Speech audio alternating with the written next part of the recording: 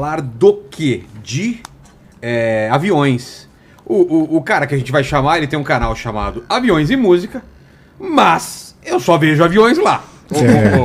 Metade do canal dele é uma mentira. Se em algum momento ele for de música, atualmente eu só vejo aviões. Então é um cara que ele tem que ser cobrado hoje. Cadê as músicas do seu canal? É verdade. Não é? É verdade. Eu acho que ele tem que entrar cantando alguma coisa. Lito, tá aí já? Tô aqui. Canta alguma coisa pra gente. Pessimamente. A música. Peraí, que É parte aquele som do Lito era motor do cantor? avião. Não, é que o canal dele chama Aviões e Música. Ai, gente, eu demoro. Mas ele tem. Eu pego no tranco às Ele vezes. tem um naipe de cantor, olha Ele lá. tem. E outro dia eu falei, gente, o Lito tem. Por isso que eu tô te falando. Eu falei, Voz será boa. que o Lito era cantor e eu não tô sabendo? Era o Leto e seria um Lito. péssimo Ele tinha uma cantor, dupla. né? Ele tinha uma dupla sertaneja chamada Leto e Lito. Leto e Lito, ok. E o back vocal era o Vilela. Exato. Vamos lá, Lito. Primeiro explica o pessoal por que é aviões e música, né? Tem gente que ainda não sabe, né? Tem gente que não sabe, Tem gente que não sabe que eu fui DJ Exato. pouquinho, toquei umas baladinhas e eu botava a música pro pessoal fazer download. Faz tempo Aí você isso, vem hein? pro YouTube, faz tempo. Aí você vem pro YouTube aí não pode, né? Dar o Da copyright. Content ID, da copyright, e aí é melhor não entregar as músicas. Não, mas sabe que agora, todo vídeo meu de domingo, eu coloco assim, quando eu estou contando uma história, a época da história que eu estou contando, eu coloco as duas músicas que estavam nas paradas de sucesso. Então, essa é a maneira de Já tá criar justificando música. agora o nome música, ó. Eu acho que tanto ser cobrado, ele agora tá colocando.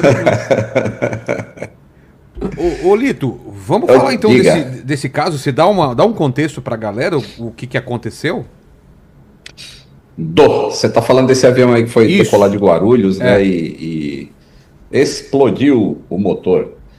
Eu falo explodiu porque todo mundo reportou assim, né? Uma explosão. E se for pegar a etimologia da palavra, realmente foi uma explosão porque ele expeliu material de dentro. Mas o que aconteceu? Durante a decolagem, era um voo que saía de Guarulhos e estava indo para Atlanta, o voo Delta 104. Durante a decolagem, logo após o avião sair do chão, era um Airbus A330, o motor esquerdo, ele deu 2 pipocos, né, e foram vistos chamas saindo. Esses pipocos é o que a gente chama de stall de compressor.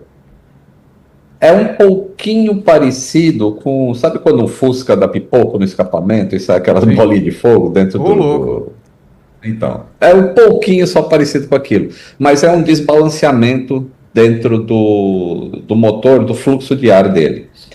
E isso gera, né? Como lá dentro do motor, perto das turbinas, está uma temperatura gigantesca ali. A gente está falando de 1.400, 1.500 graus Celsius. Então... começa a sair essas labaredas. Os 2 primeiros pipocos, eles foram semelhantes a um stall de compressor. Foi o início do que estava causando problema. Quando veio o terceiro pipoco, esse realmente foi quando o motor simplesmente se destruiu, assim. A parte da turbina, um dos discos de turbina se soltaram e pedaços do motor caíram, ainda na área do aeroporto, né, em cima da grama, e como eles estavam incandescentes com essa temperatura, a grama do aeroporto começou a se incendiar, e obviamente, né, os vídeos que a gente viu de dentro do avião, os passageiros em pânico, porque realmente é um barulho que assusta muito as pessoas, esse barulho do fluxo de ar se entrando em disrupção, é um barulho gigantesco. E assusta as pessoas, e aí como era um voo noturno, então foi possível ver as chamas também. Se fosse durante o dia, talvez as pessoas não tivessem enxergado a chama, mas era noite, então elas enxergaram, e isso causou todo aquele pânico, né, das pessoas a bordo, e muita gente não sabe, né, algumas pessoas estavam gritando, olha aqui, põe esse avião no chão, e coisas assim, mas os pilotos lá na frente... eles não vão falar nada numa situação dessa, e porque eles estão trabalhando. Eles estão decolando um avião que perdeu uma grande parte de sua potência, não chega a ser 50%, porque existe uma margem de reserva, mas perdeu uma grande parte da potência. O avião está muito pesado, está em baixa altitude e baixa velocidade. Tudo isso é um momento crítico do voo. Então, os pilotos não vão parar o que eles estão fazendo, que é voar o avião, manter o avião voando sob controle, para informar para as pessoas o que está acontecendo. Assim, fiquem calmas ou qualquer coisa assim. Então, nada disso é feito. Desculpe. Só depois que ele se estabiliza, aí entra a parte, né? Cada piloto vai fazer a sua parte. Um deles se comunica com o controle de tráfego aéreo, informa que vai retornar, porque tem um problema a bordo. A própria torre de controle informa que está vendo fogo na asa, porque de longe o que ele consegue ver é a asa e as labaredas só, né? E aí o avião dá a volta e pousa na mesma pista que ele decolou. Esse processo todo, entre sair do chão, ocorrer o evento e voltar para tocar na pista, deu quase 10 minutos. Que é um tempo bem razoável para o que eles estavam passando, assim. Ele simplesmente teve que dar a volta completa e pousar na mesma pista que ele decolou. Então, esse é um resumão do que aconteceu. Eu vi as fotos desse evento hoje, chegaram umas fotos com uma qualidade melhor, e assim, o disco foi uma falha catastrófica no motor. Tem até um quadro aqui atrás de mim. Essa parte traseira, quer ficar ao contrário, né? Que eu não vou conseguir ver. Mas essa parte traseira aqui, do motor, ela se afastou. Assim, ali onde ficam os discos de turbina que fazem todo o motor funcionar. E teve uma separação, onde pedaços do motor saíram por essa separação. Então foi um evento catastrófico, assim, foi um evento grave, que vai ser investigado, né? Está sendo investigado pelo CENIPA. Ele não é um acidente, tá? Isso não é um acidente, ele é um incidente, mas que é investigado por causa do potencial dele de causar alguma coisa mais grave. Lito, eu queria te fazer uma pergunta. Eu trouxe essa notícia no dia que aconteceu também, ao vivo, no jornal, e uma coisa que me chamou até muito a atenção, que normalmente quando a gente acompanha alguma coisa falando de acidente aéreo, né, você falou no caso agora incidente, normalmente a gente diz sempre que está ligado à falha humana e não mecânica. Até quis parabenizar o piloto, porque ele manteve a tranquilidade, mesmo com todos os passageiros ali entrando em pânico. Mas o que eu queria te perguntar é o seguinte, pela tua experiência, do teu ponto de vista. Já que é um incidente, não um acidente, houve risco de queda dessa aeronave, já que passou por todo esse momento, esse pedaço de motor que se desprendeu? Aconteceu isso? Um risco de queda? Olha, o que eu posso falar é em relação a como que o avião é projetado e como que uma operação aérea ocorre. Todo voo é extremamente arriscado. E o que a aviação faz para ter números tão baixos de acidentes e perdas de vítima? É mitigar todos esses riscos que existem numa operação aérea. Por exemplo, se você tivesse com o seu carro vindo da praia para São Paulo, na Imigrantes, e o seu motor falhasse do jeito que esse motor do avião falhou, você não tinha alternativa a não ser encostar no acostamento, chamar um guincho e acabou a sua subida. O avião, mesmo com uma falha catastrófica dessa, como não existe acostamento para avião, ele tem que ter uma maneira de continuar voando em segurança e controlado quando o pior acontecer, no pior momento. E esse evento ocorreu no pior momento possível, que é exatamente na hora que o avião sai do chão. Então, todos os cálculos que os engenheiros fazem na hora de projetar o avião, que o fabricante do motor faz na hora de projetar o motor, que o despachante de passageiros e de carga, que faz o balanceamento do avião, que sabe o peso que está dentro, a quantidade de combustível, tudo isso calculado para que, no caso do pior momento possível, o piloto perdeu o motor, o outro vai ser suficiente para fazer o avião subir e voltar para o aeroporto em segurança. Então, assim, o risco de queda poderia existir se ele pegasse um pássaro no outro motor agora. Então, são eventos que a gente não. Que quem trabalha na aviação nunca vai pelo se acontecer isso, se acontecer aquilo.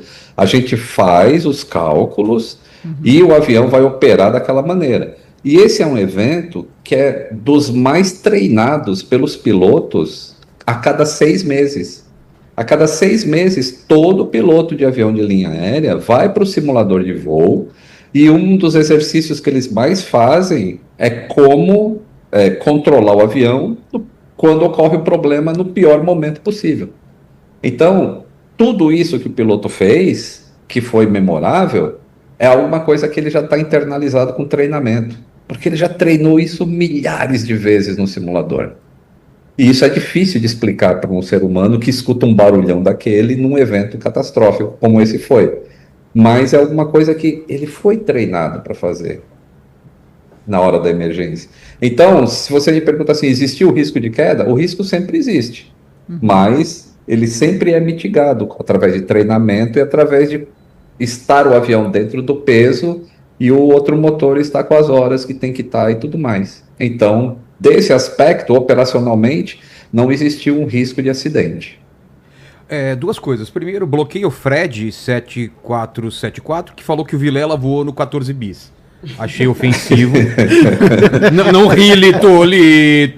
Não, mas aí o pessoal disse que eu consertei o 14 bis, então a gente está na mesma geração. Então beleza.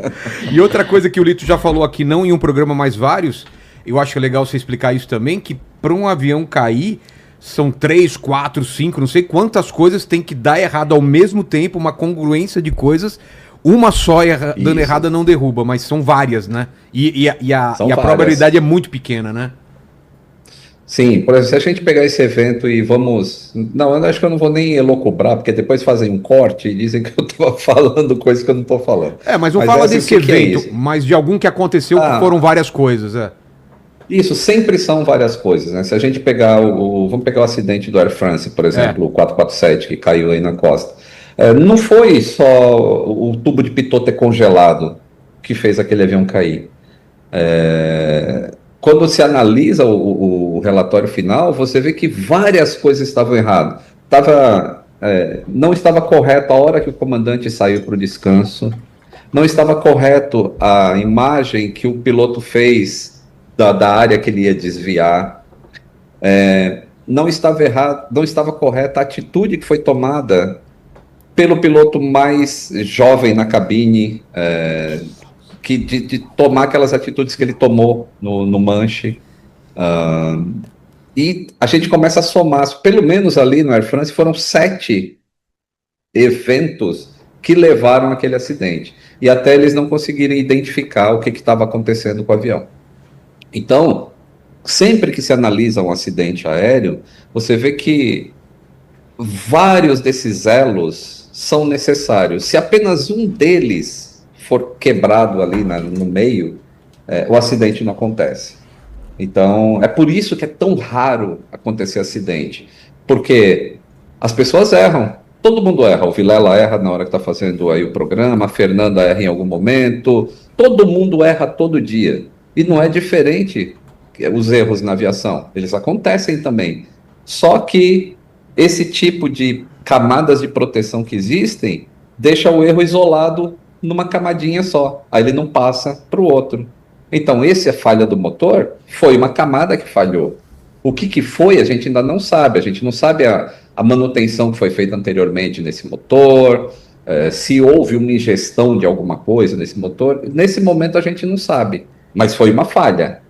Aí as outras camadas funcionaram? Funcionaram. O piloto fez o que tinha que fazer. O avião se comportou como ele foi projetado para se comportar. O controle de tráfego aéreo auxiliou no retorno do avião. E por isso a gente não teve um acidente. Então é assim, são diversas camadas. Uma só falhando não leva a um acidente. Lito, obrigado demais pela presença. Estamos querendo você aqui de novo. E fale então do seu curso, da sua escola. A gente colocou durante sua fala o link, o QR Code e o telefone, mas só dá uma explicação breve para o pessoal. Ah, legal. Então, por que eu vim aqui hoje em você, Vilela, no seu Vilela? Todo mundo que chamar no WhatsApp, tá, aquele QR Code que entrou na tela aí, é o QR Code da minha escola, tá? Todo mundo que falar que veio aqui do programa do Vilela vai ter um código especial, né, um desconto especial, uma condição especial para se tornar aluno da Lito Aviation Academy. Tá? A gente tem aí consultores de carreira que estão de plantão, esperando aqui eu falar isso aqui no seu programa, para as pessoas que quiserem entrar para a aviação e entender esse mundo maravilhoso, e entender assim, caramba, tudo que eu aprendi na aviação eu posso aplicar na minha vida e vai fazer minha vida ser bem melhor e bem mais fácil. Eu vou entender como que acontece acidente de trânsito e eu vou me precaver mais? Vai, porque a aviação ensina isso. Então, pessoal, o QR tá aí, ó, matricule-se agora, tem o número aí, ó, 99009-3005. Só liga e diz, eu vim do Vilela. E aí você vai ter uma condição especial. Olha lá ele. Lá ele. Tava vendo o Vilela, não vindo Vilela, assim. Vindo inteligência, ou tava assistindo o Vilela, alguma coisa assim. Mas não vindo Vilela, né? Obrigado demais, Lito. Sempre um prazer. Valeu, Vilela.